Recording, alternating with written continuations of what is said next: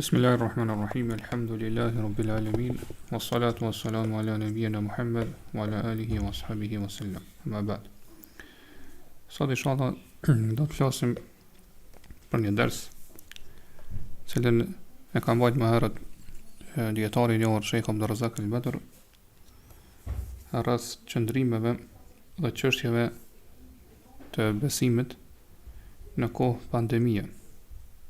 Pra dersi është qëndrime dhe çështja të akidës, pra të besimit në kohën e pandemisë, ose kur ndodh pandemia e kështu me radhë.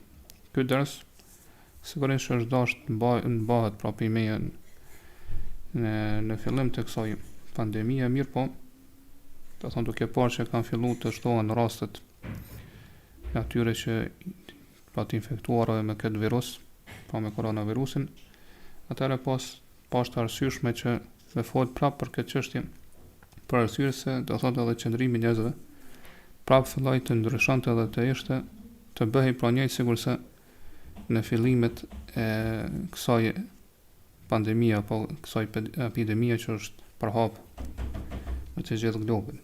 Pra siç e dim, Allahu subhanahu wa taala çdo gjë që gjykon për robën e tij besimtar është hajër, është e mirë.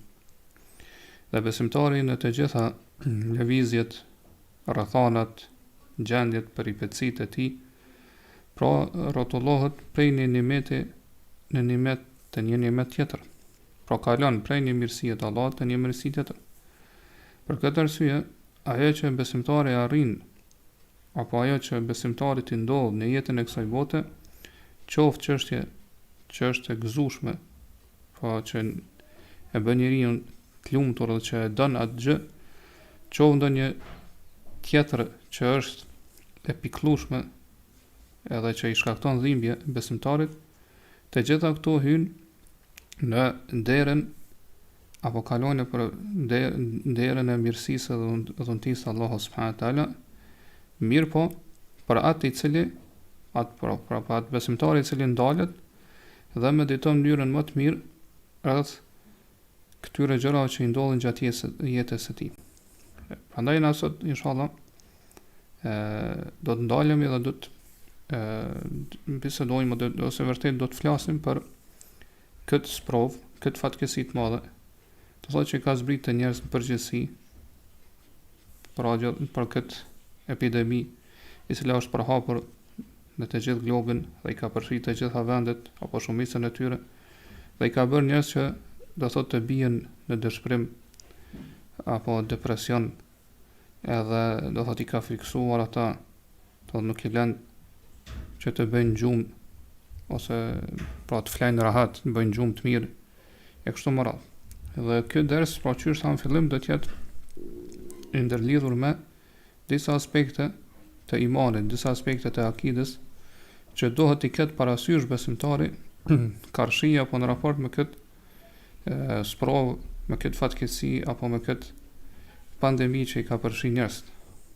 Pra qëllimi është që me sqaruar se kjo këndvështrim i besimtarit sjell në gjuhën madhështore, rezultate pra të mira në jetën e besimtarit.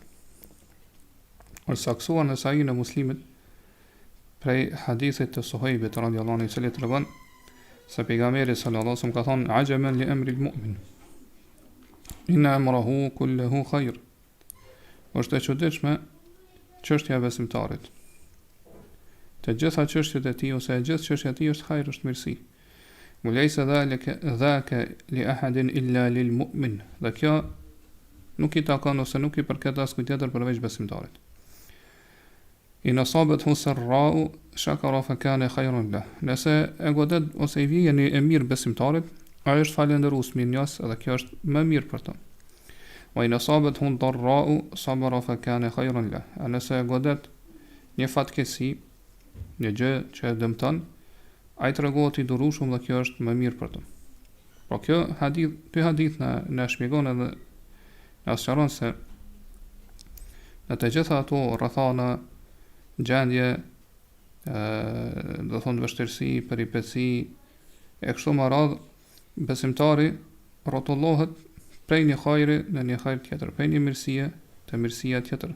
Pra kalon prej një dhuntie nimetit Allahut subhanahu taala te në nimet tjetër. Qysh tham pavarësisht a ka të bëj kjo me gjëra që besimtari i don apo që gjëra që besimtari i urrejnë edhe nuk i pëlqen. Mirë po, në atë rast kur besimtari pra në raport me këto gjëra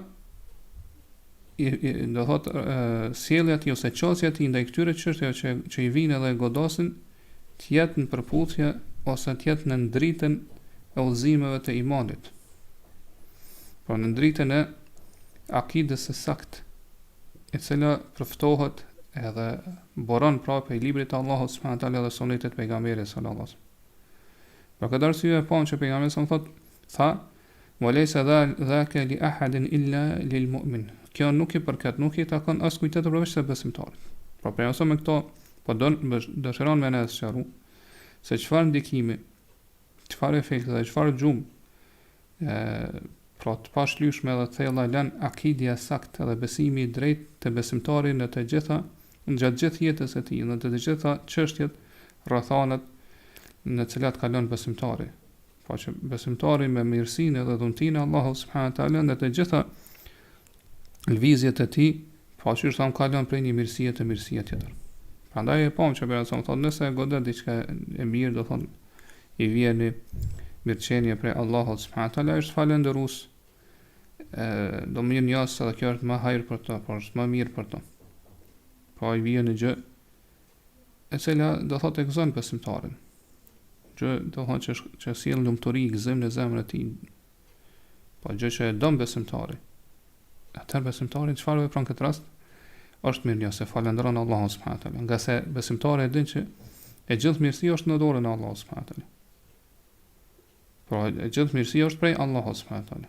Dhe nuk ka ndonjë dhunti, ndonjë nimet që i vjen besimtarit veç se do thotë kjo është e din se kjo është prej Allahut. Prandaj besimtari e falëndron Allahun subhanahu taala. Dhe në këtë mënyrë besimtari fiton shpërblimin e falëndëruesve, atyre që janë mirënjohës ndaj Allahut subhanahu taala. Mirë po në anën tjetër nëse godon ndonjë fatkeqësi, do të gjë që do thonë diçka këton dhimbje, pra pikëllim në zemrën e tij, atëherë besimtari do thotë ballafaqohet me këtë gjë, pra i del përpara dhe ballafaqohet me të me durim. Edhe në këtë rast durimi për besimtarin është më mirë për të. Dhe ai në këtë rast pra fiton gjatë fatkeqësisë që godet e fiton shpërblim. Pra fiton shpërblimin e durimtarëve. Pra në këtë mënyrë po besimtari është fitues në të dy rastet ose dy gjendjet. Edhe në mirëqenie, edhe në fatkeqësi, edhe në vështirësi, edhe kur i ka gjërat e lehtësuara. Edhe do thonë kur është duke gëzuar shëndet të plot apo do thotë kur është smut, kur ka ndonjë smundje. Edhe kur ka pasuri, po gjithashtu edhe varfëni, kur është i fortë apo kur është i dobët. E kështu më radh, pra, besimtari në të gjitha gjendjet e rrethanat në për cilat kalon, ai është në hajër, është në mirësi. Dhe që është tham zhvendoset edhe kalon prej një mirësie të mirësia tjetër. Dhe kjo padyshim është pra mirësi prej Allahut subhanahu taala që jep besimtarit të tij. Pra është dhunti mirësi që Allahu subhanahu taala jep robët e tij besimtar. Edhe që është tham larg këtu qëndrime që do t'i shpjegojmë pra në këto derse, në dersën e sotshëm, ndoshta edhe në dersën e ardhshëm, i përfshin ose do thotë i trajtojnë disa aspekte që kanë të bëjnë me akiden, me besimin, me imanin e besimtarit, pa që besimtari do të ta ketë parasysh që gjithmonë do t'i ripërtri këto çështje të akides, këto çështje që ndërlidhen me imanin, besimin e tij.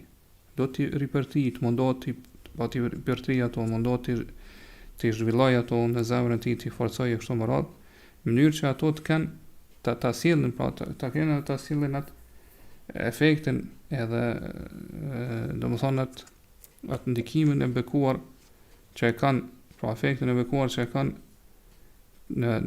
ose që e sillin të besimtari kur ai pra përmes tyre i qasët kësaj fatkeqësie, pra kësaj pandemie që ka përfshi pra gjithë njerëzimin, apo do thot edhe fatkeqësive edhe kadereve tjera që e godasin besimtarin ose do thotë zbresin mbi besimtarin. E para për këtyre qëndrimeve është që ta dim ne si besimtar se imani është vendi ku besimtari kërkon streh, pa strehohet në të gjitha çështjet e tij. Qofshin do thotë çështje ku ai ndihet i lumtur, i gëzuar, apo çështje kur besimtari ndihet do thotë i brengosur ose i pikëlluar. Edhe në rastet kur besimtari kryen adhurim ndaj Allahut subhanahu wa taala apo kur besimtari bën mëkat, po në rastet kur besimtari është duke jetuar në mirëqenie apo do në rastin kur besimtari është duke kaluar nëpër një vështirësi, pra në të gjitha gjendjet besimtari kërkon streh të imanit, besimit i dhe të udhëzimit, të cilat burojnë prej imanit. Dhe kjo është realiteti i imanit. Po çfarë do thotë? Cili është realiteti i imanit që do të ketë pra besimtari, që ai të udhëzohet përmes instruksioneve ose përmes udhëzimeve të besimit të imanit. Allahu subhanahu wa taala këto përmend në surën Yunus. Ajetin e 9 thotë: Innal ladhina amanu wa amilus salihati yahdihim rabbuhum bi imanihim. Vërtet ata që besuan ose që besojnë dhe bëjnë punë të mira, vepra të mira, Zoti i tyre do t'i udhëzojë ata në rrugën e drejtë për shkak të imanit të tyre. Kjo është rëndësi, pra për shkak të imanit të tyre. Pra imani është një udhëzues, udhërrëfys i rëndësishëm për besimtarin në të gjitha gjendjet edhe rrethanat që ai kalon. Po imani është streha ku besimtari kërkon pra shpëtim dhe streh në të gjitha gjendjet ose rrethanat e tij. Pra qëllimi është me shpjegu se besimtari në çdo fatkeqësi që e godet, ose në çdo gjë që arrin besimtari dhe vepron, duhet pa të kërkoj streh të imanit. A të shikoj se cilat janë udhëzimet e imanit karshi kësaj çështje. Pra në këtë rrethon, në këtë gjendje, me çfarë udhëzon imani ose ku e orienton edhe drejton imani i tij. Pra në këto besimtari në këto peripeci, do në këto vështirësi, në gjendjet e tij, apo do thotë edhe në mirëqenie kur është tek kështu më radh, nuk niset prej dëshirave dhe tekave të tij. As prej çytjeve edhe vezveseve të shejtanit, as prej opinioneve të veta apo dikujt tjetër apo hamendësimeve, supozimeve e kështu më radh. Mirpo besimtari niset prej imanit, prej udhëzimeve që e jep imani, besimi i tij. Pra ato udhëzime besimtari pyet se ku edhe ka po e drejton imanit i cilat janë pra mësimet edhe udhëzimet e imanit. Prandaj nëse ndalim ne për shembull dhe meditojmë në sa i përket pra çështjes së sprovave, fatkeqësive që na godasin apo mirësive që na vijnë, nëse besimtari çështë tha më lart kërkon streh të imanit i në këto çështje, atëherë e shef për shembull edhe gjen që imani i tij e udhëzon ndër çdo hajër dhe çdo mirësi.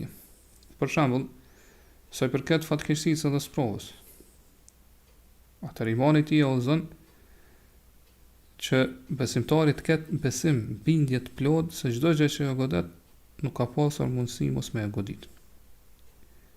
Dhe që do thotë të gjitha fatkeqësitë ndodhen me lejen e Allahut subhanahu wa taala. Siç ka thënë Allah në surën Taghabun ajetin 11: "Ma asaba min musibatin illa bi idhnillah, wa man yu'min billahi yahdi qalbah." Çdo fatkeqësi që godet që i godet njerëz ndodh me lejen e Allahut subhanahu wa taala.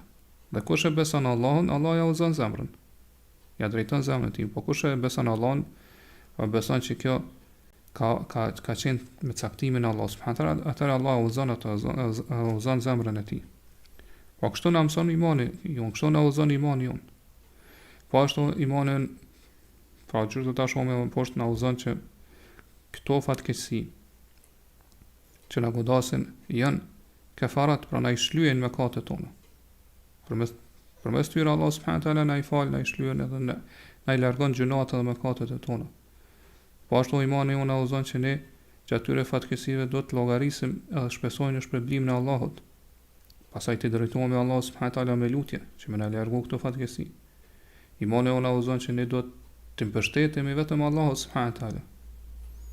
Edhe të drejtohemi në mënyrë sinqert Allahut subhanahu wa taala.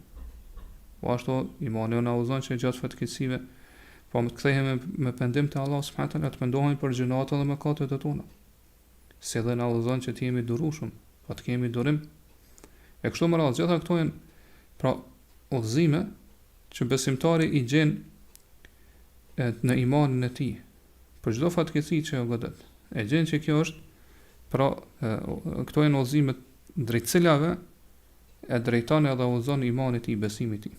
Derisa në aspektin tjetër, nëse çështja ka të bëjë me nimetet, me dhuntit e Allahut subhanahu wa taala, pa Allah të ka dhuru ty, ta ka jep një nimet, një mirësi, do thot një dhunti, një begati, e kështu me radhë, atëherë imani jon na udhëzon që ta dim që kjo nimet, kjo dhunti është mirësi prej Allahut subhanahu wa taala. Kjo nimet, kjo mirësi që na është dhënë, nuk kthehet ose nuk është shkaku i saj zgjuarësia jon, aftësia jon, apo meritat tona, po që ne jemi të denjë për me meritu një gjë të këtillë kështu më radhë. Mirë, do ta dim që kjo është mirësi e plot prej Allahut subhanahu wa taala, është dhunti e plot prej tij, e pastër. Pa vetëm Allahu subhanahu wa taala i vetëm është el-man, pa ai që i dhuron begatit robëve të tij, el-mutafaddil, bamirsi kështu më radhë. Allah subhanahu wa taala është i vetmi, bamirsi vetëm, siç ka thënë Allahu subhanahu wa taala në surën Hadid, në ajetin 29, wa anna al-fadla bi yadi Allahi yu'tihi man yasha, wallahu dhul fadli al-azim. Dhe mirësia është në dorën e Allahut dhe ai jep kujt dëshiron. Allah subhanahu wa taala pra është zotruesi i mirësisë së madhe. Po ashtu në surën Nahl, Allah subhanahu wa taala thot në ajetin 53, wa ma bikum min ni'matin fa min Allah. Çdo mirësi që keni, çdo e mirë, çdo nimet është prej Allahut. Wa in ta'uddu ni'mat Allahi la tuhsuha. Në njëjtën surë, në ajetin 18, dhe nëse ju mundoheni mi numëru dhuntit e Allah subhanahu wa taala të mirat e tij, kur nuk do të arrini mi numëru ato. Pra imani i besimtarit të udhëzon atë drejt kësaj njohurie, drejt kësaj diturie, pra me pranu me zemrën e tij që kjo që i ka ardhur atina është dhunti i mirësi prej Allahut subhanahu wa taala. Prandaj besimtari pra nuk e ndal gjuhën e tij duke falendruar, lavdëruar edhe madhruar Allahun subhanahu wa taala. Po ashtu do thotë e gjallëron edhe mbush zemrën e tij me madhërim, me respekt dhe lavdërim ndaj Allahut subhanahu wa taala. Kurse nga aspekt ose në çështjen tjetër, po aspektin e adhurimeve apo mëkateve, po ashtu imani i on do thotë na udhëzon drejt disa udhëzime shumë të bekuara. Për shembull, nëse besimtari arrin që me kryeni adhurim ndaj Allahut subhanahu wa taala, po jep Allah inspiron, e frymëzon edhe jep sukses me kryeni adhurim në vepër të mirë, atëherë imani jon na udhëzon që këtë adhurim e ke kryer fal suksesi që ta ka dhënë Allahu subhanahu wa taala. Këtë adhurim e ke kryer fal udhëzimet që ta ka dhënë Allahu subhanahu wa taala. Pra Allah është ai i cili të ka orientuar, të ka drejtuar drejt tij. Siç thot Allah subhanahu wa taala në surën Nur në ajetin 21, "Walaula fadlullahi alaykum wa rahmatuhu ma zaka minkum min ahadin abadan, walakin Allah yuzakki man yasha." Sikur ishte mirësia e Allahut ndaj jush dhe mëshira e tij, askush prej në mesin e juaj, askush prej jush nuk do të pastrohej kurr. Po pi gjunohave kështu më radh, mirë po Allah është ai i cili e pastron kur dëshiron. Po ashtu Allah subhanahu wa taala thot në surën Hujurat, në ajetin 78, "Walakin Allah habbaba ilaykum al-iman wa zayyanahu fi qulubikum wa karaha ilaykum al-kufra wal-fusuqa wal-'isyan. Ulaika humur rashidun." Mirë po thot Allah është ai i cili e ka bërë imanin të dashur për juve.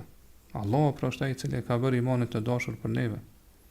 Dhe thot e ka zbukuruar në zemrat e juaja, po që ju me e dasht e ka bërë të bukur që ju me e dasht imanin ka zbukuruar në zemrat e juaja.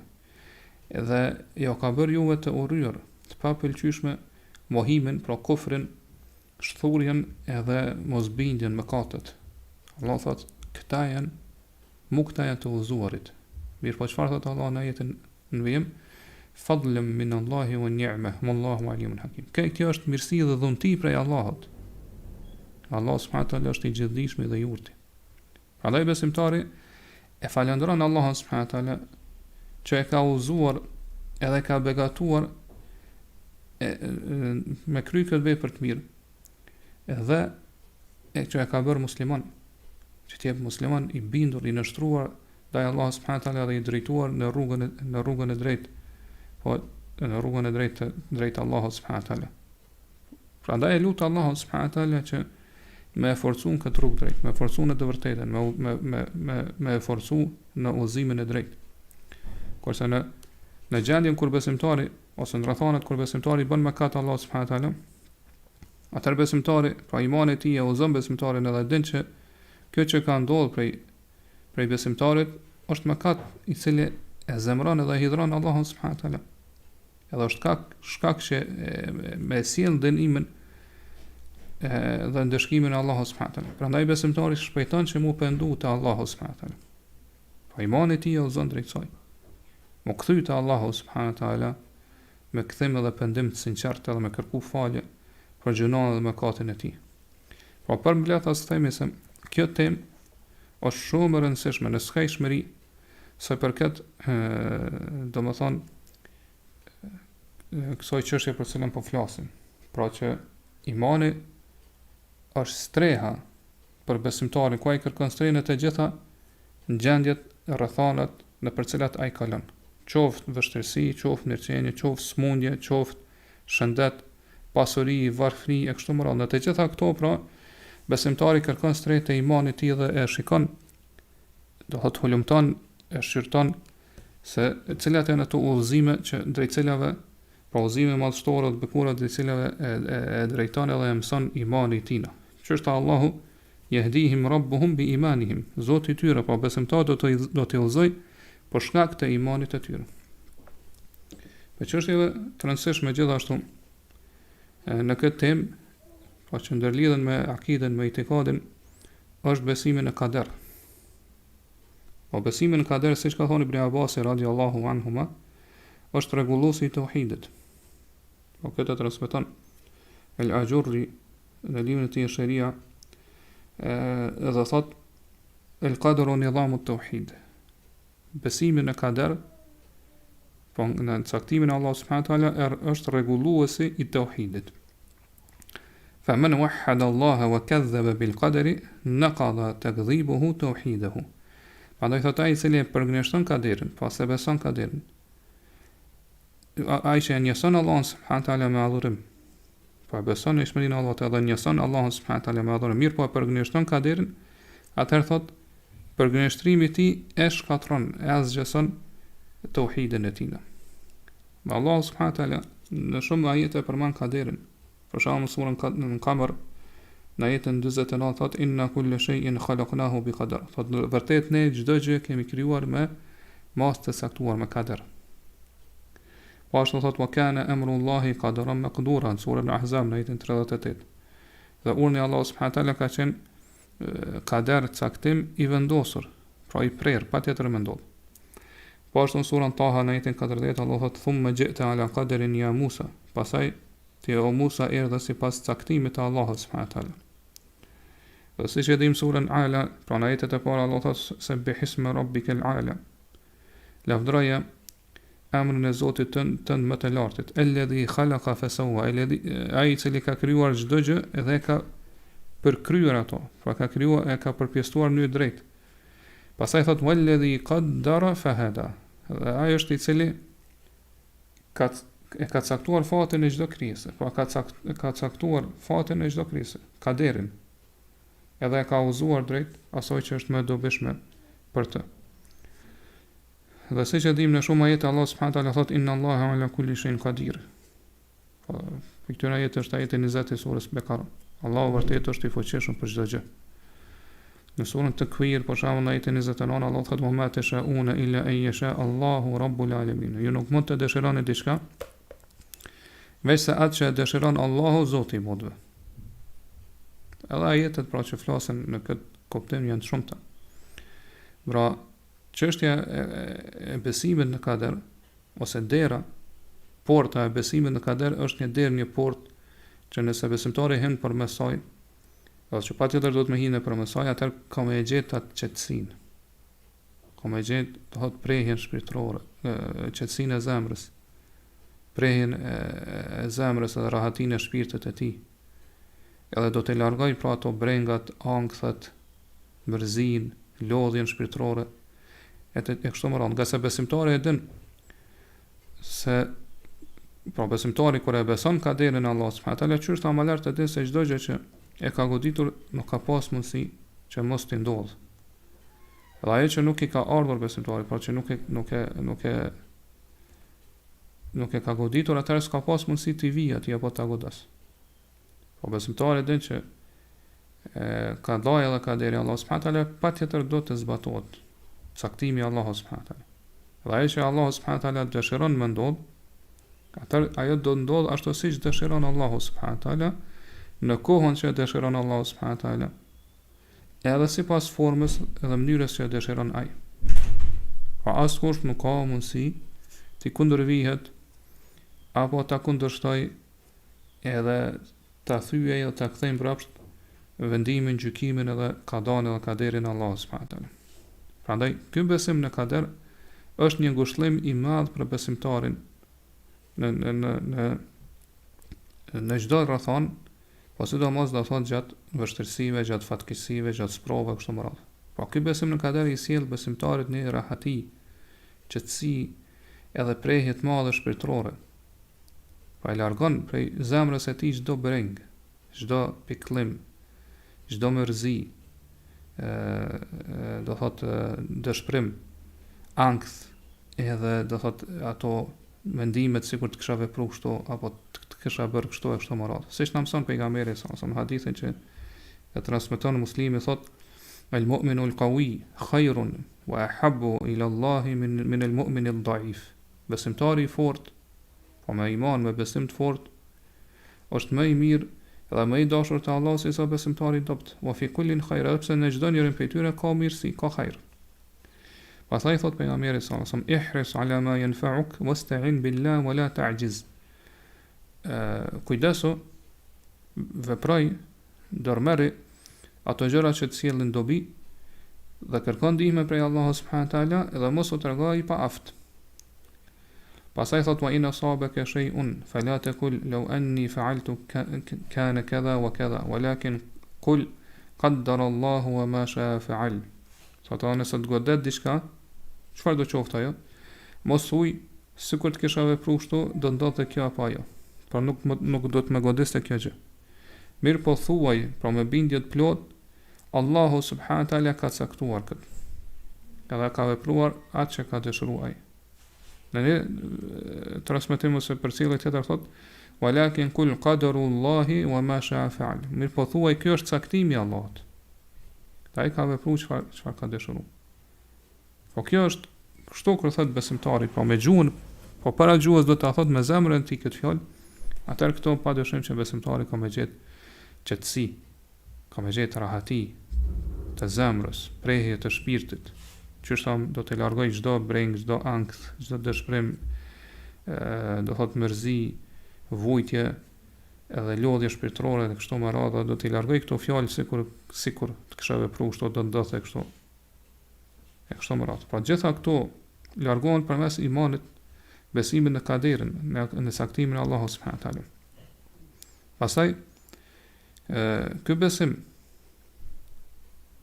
pra kur besimtari e ka këtë besim në kaderin e Allahut subhanahu wa taala, dhe është i kënaqur me saktimin e tij, besimtarit pa do t'i sjell mirësi të shumta.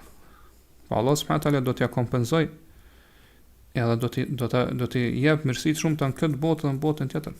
Dhe mirësia e Allahut subhanahu wa taala është shumë e gjerë. Dhe Allah subhanahu wa taala ka kompenzime, shpërblime të shumta, do thonë mirësi të shumta që ka përgatitur për besimtarët në këtë botë dhe në botën tjetër. Prandaj kur besimtari kështu e beson caktimin e Allahut subhanahu taala, me këtë bindje atë nuk mbetet në atë gjendje me pëshërëtime, do thot me dëshpërime, pikëllime, gjëra që nuk sillin kurfar dobije. Pas sillin kurfar rezultati, dhimbje që do thot vetëm i shkaktojnë dhimbje shpirtërore dhe s'ka kurfar dobije për tyre. Mirë po besimtari e lidh fort zemrën e tij për Allahun. Dhe çështjen e tij adorzon e ja beson vetëm Allahut. Edhe do thotë përmirëson imanin e tij në Allahun subhanahu taala dhe në kaderin e tij. Allah subhanahu taala në surën Hadid thot: "Ma asaba min musibatin fil ardi wala fi anfusikum illa fi kitabin min qabli an nabra'aha. Inna dhalika 'ala Allahi yasir. Likay la ta'saw 'ala ma fatakum wa la tafrahu bima atakum."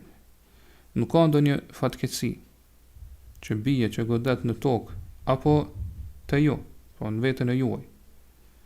Veç se ajo ka qenë e shkruar, e shënuar në libër, po në Lauhul Mahfudh, para se ne ta krijojmë atë. Thot vërtet kjo për Allah subhanahu taala është shumë e lehtë. Dhe thot Allah subhanahu taala këto, po e kemi bërë që pra këto fatkeqësi që ose gjëra që e godasin njeriu, që e vijnë njeriu, të jenë të shkruara, të shënuara më herët, në mënyrë që thotë ju të mos dëshpëroheni, të mos pikëlloheni për ato gjëra që ju kanë ikur, për ato gjëra që ju kanë humbur. Por edhe të mos gëzoheni shumë për ato gjëra që Allah subhanahu taala ka dhënë.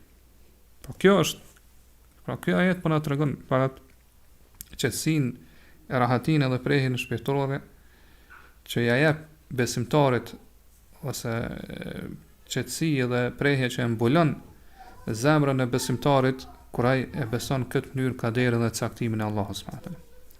Dhe për çështje të rëndësishme që ndërlidhen me këtë temë, pra çështjeve të akidës dhe besimit, është që besimtari duhet të ketë mendim të mirë për Allahun subhanahu taala, të ketë mendim pozitiv për Allahun. Kjo është shumë e rëndësishme. Dhe padyshim që ky mendimi i mirë në Allahun subhanahu taala buron edhe vjen si rezultat i diturisë apo njohjes të madhe që ka besimtari rreth Allahut subhanahu taala.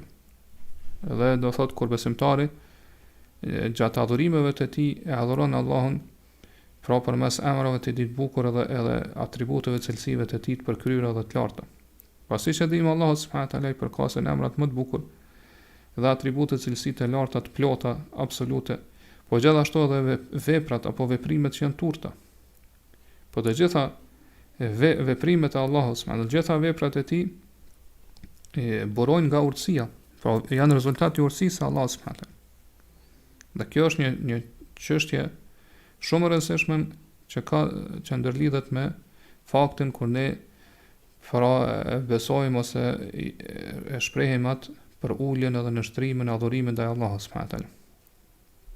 Pra që këto të jenë të bazuara ose vërtet adhurimet tona të jenë të ndërtuara edhe të bazuara, do thot mbi atë diturinë e mirë, të bukur që e kemë rreth njohjes rreth Allahut subhanahu taala dhe në mendimin e bukur që kemë për Allahun subhanahu taala. Dhe siç e dim, shejtani nuk dëshiron për besimtarit që të ketë mendim të mirë dhe pozitiv për Allahun subhanahu taala. Për këtë arsye, gjatë vështirësive, gjatë fatkeqësive, kështu më radh, shejtani i vije njeriu edhe mundohet që me largu prej tij mendimin e mirë për Allahun subhanahu taala. Po ose i vije gjatë vështirësisë, kur është duke përjetuar gjatë fatkeqësisë, gjatë provës, e ka mundësi nganjëherë gjithashtu i vije edhe pas vështirësisë. Siç do t'i përmendëm disa shembuj më poshtë do të lexojmë. Prandaj, pra besimtari spari duhet të ketë mendim vërtet, spari duhet të ketë ta shtoj atë diturinë dhe njohurinë e tij rreth Allahut subhanahu taala, amave edhe cilësive të Allahut subhanahu taala. Dhe sa më shumë që te shton këtë dituri, aq më shumë shtohet dashuria jote ndaj Allahut subhanahu taala. Aq më shumë do të forcohet edhe do të shtohet madhërimi dhe respektimi yt ndaj Allahut subhanahu taala. Aq më shumë do të afrohesh te Allahu subhanahu taala me adhurime. Po gjithashtu si rezultat ose si shpërblim dhe Allahu subhanahu taala do të afrohet te ti. Siç kanë thënë po dietarët më herët, men kana billahi a'raf kana minhu akhwaf wa li ibadatihi atlab وعن معصيته أبعد وكان إليه أقرب.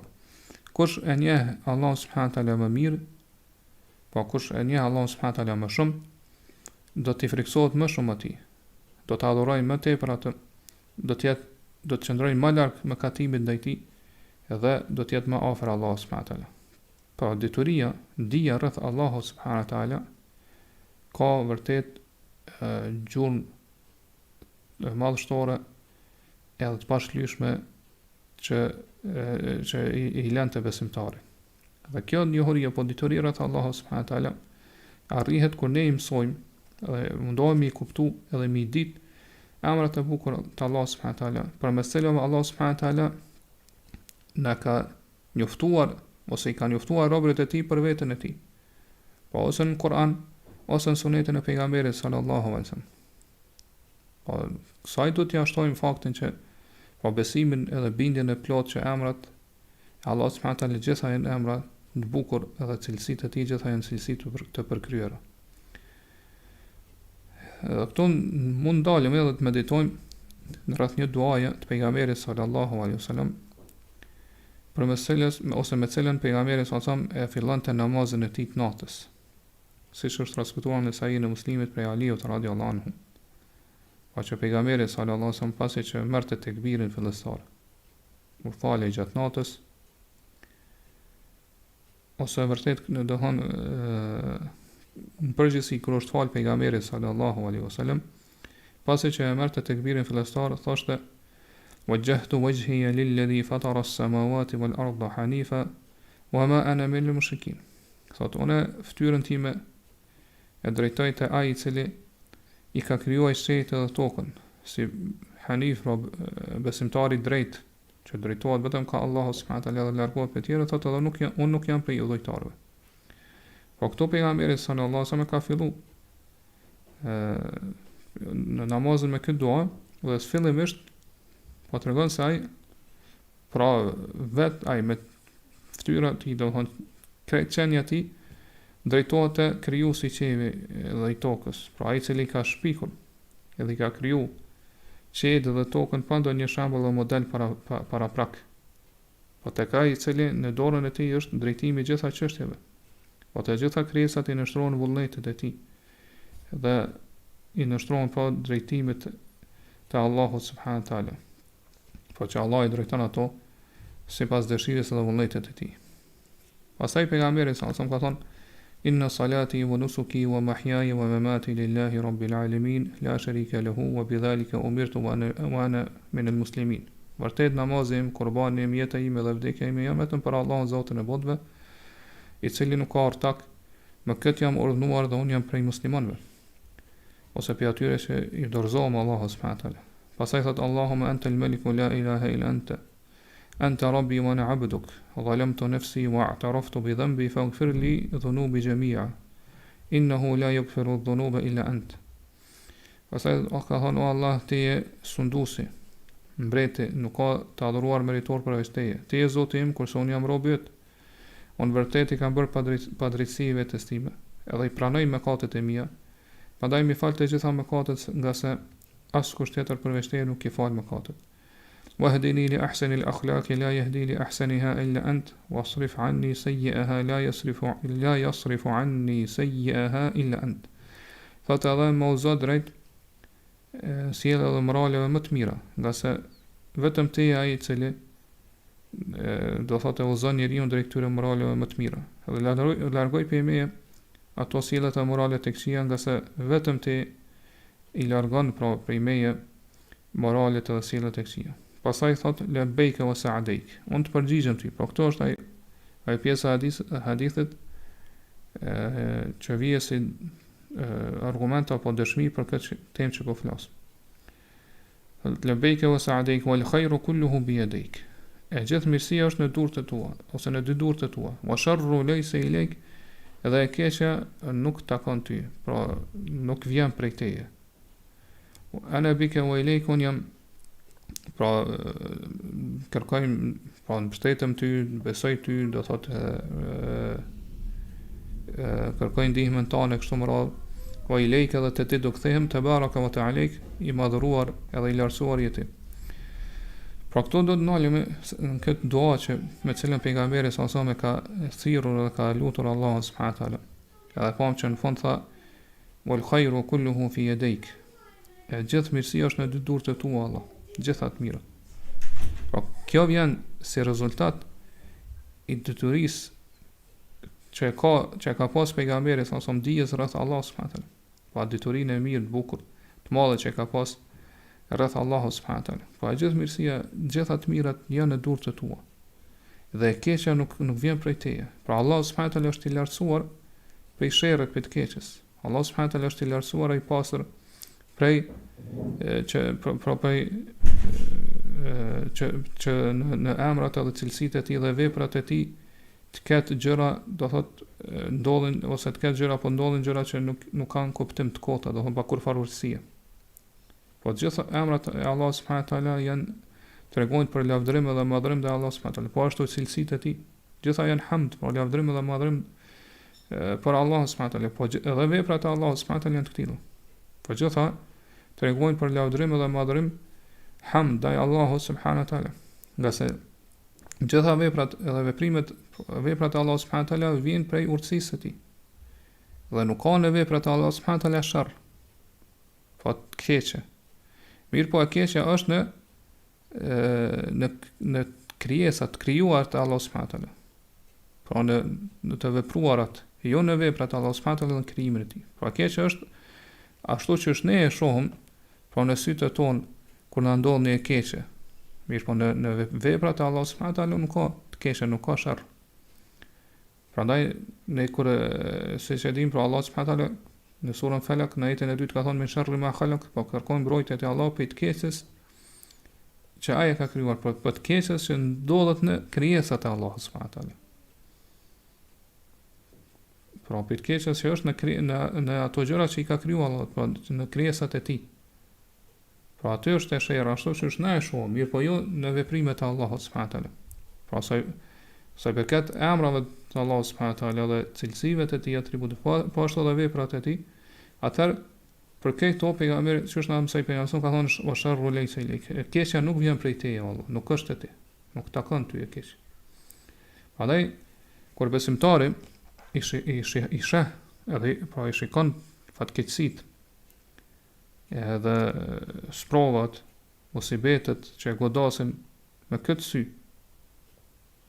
pra me këtë iman, me këtë besim, me këtë ndije dhe njohuri, atër pa tjetër që këndvështrimi besimtari do të ndryshoj dhe do të ndroj për të mirë. Po besimtari do të përmisoj këtë iman, këtë besim, ose vërtet këtë besim i besimtari do të përmisoj dhe do të rregulloj kursin dhe drejtimin e besimtarit në mënyrën se si me i kuptu këto fatkeqësi, do thotë këto sprova, edhe në këtë rast për shembull këtë pandemi që e ka përfshi, do thotë botën e kështu me radhë. Pra pejgamberi sallallahu alajhi wasallam Kurani njofton dhe Kurani tregon për Allah subhanahu wa taala që ai është i pastër dhe i lartësuar për çdo të keqe. Ai është i lartësuar që në veprimet e tij të ketë sharr dhe të ketë do thotë këqija.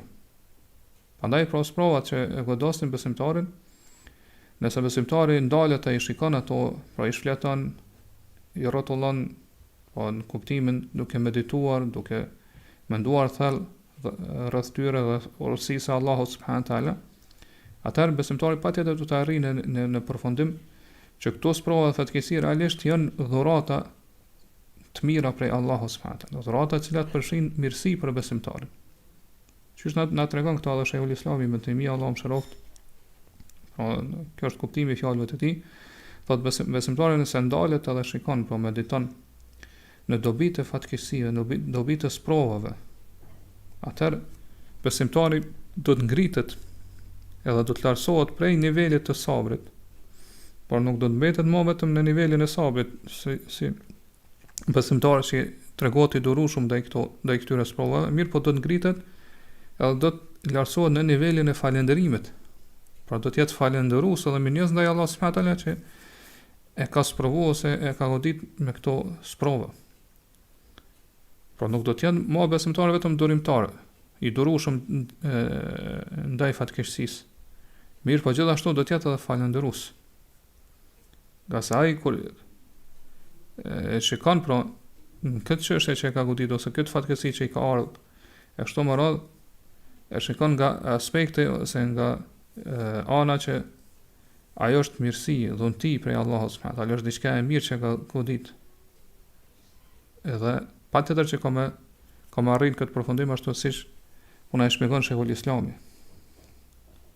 Dhe vetë pejgamberi sallallahu alajhi wasallam që ka thonë për këto hala ende vazhdojnë pra fjalët e Sheikhul Islamit, thotë kur e ka përmend taunin, kur e ka përmend murtajin, por kjo edhe ndërlidhet me temën tonë, në hadithin e Aishës ka thonë huwa lil mu'mini rahme. Po këtë hadith e transmeton Buhariu pe Aishës. Thotë murtaja është mëshirë për besimtarin. Pra nëse njëri ndalet të mendon, pra nëse njëri shikon ato do të thonë rezultatet e rënda dhe që do thotë sprova që i sjell murtaja, për shembull në kaluarën por edhe tash, po edhe kjo do thonë pandemia me cilin me duke ballafaquar. Pra realisht dikush i cili do thotë nuk e mendon këto në mënyrën se si na ka mësuar Allah subhanahu wa taala ose si na uzon imani jon çështja deri tash, besimin e kaderin Allah subhanahu wa taala, mendimi do thotë i mirë dhe pozitiv në Allah subhanahu wa taala, po ashtu do thonë nuk mediton në cilësitë dhe emrat e Allahut dhe veprat e tij, atëherë mundet me pa vetëm do thotë këqija, mundet me pa vetëm sharr për kësaj pandemie ose për kësaj epidemie që po hap mesin e njerëzve, por nuk i sheh fare anët pozitive. Kurse pejgamberi sa më thotë murtaja është mëshirë për besimtarin. Prandaj pa besimtari duhet në këtë mënyrë nga ky këndvështrim me i shiku pra to sprova fatkeqësi që vijnë prej Allahut subhanahu wa taala, dhe nëse i vështron këtë mënyrë, atëherë të gjitha gjendjet në për cilat kalon besimtari, gjitha rrethanat, gjitha peripecitë, kështu më radh, qysh e përmendëm më lart në hadithin e Suhejbit, në për gjitha ato rrethana që kalon besimtari duhet të ketë hajër dhe mirësi për të. Në të gjitha lëvizjet e tij do të ketë hajër dhe mirësi, dhe vërtet Allahu subhanahu wa taala është i mëshirshëm edhe i butë me robën e tij besimtar. A inshallah në dersën e ardhshëm do të flasim edhe për pjesën e tjetër që ka mbetur për këtij dersi, pra ato çështjet që janë të rëndësishme dhe që ndërlidhen me këtë temë, pra nga aspekti i akides, besimit e kështu me radhë. Allah di më mirë, Allahu a'lam. Allahumma salli wa sallim ala nabiyyina Muhammad wa ala alihi wa ashabihi ejma'in.